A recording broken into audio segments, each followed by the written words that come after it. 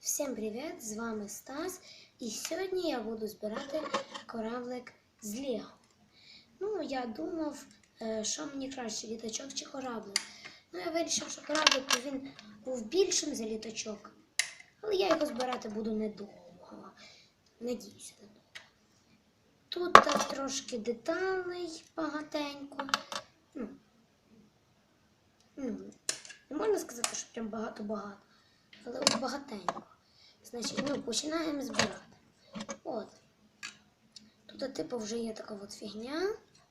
З неї можна оці дві штуки прикріпити. Це я вже зразу побачив. От. Якщо... О, до речі. Всі знають, що я збираю наугад. Да. О, от, бачите, що вже вийшло. Надіюся, я правильно складаю. О, дивіться, як мені вийшло.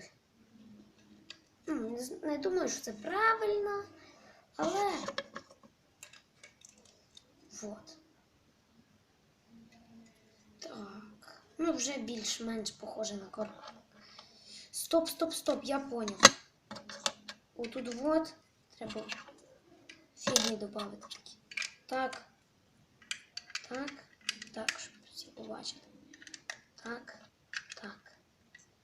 Вот. Бачите, вже отак. І аж сюди от ставити оцю штуку. Бо інакше де ті фігні приліпити. Вот. О.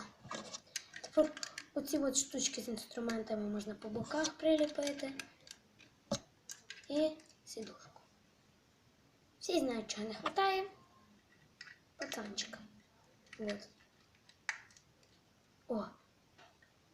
Ну от. Кораблик готовий.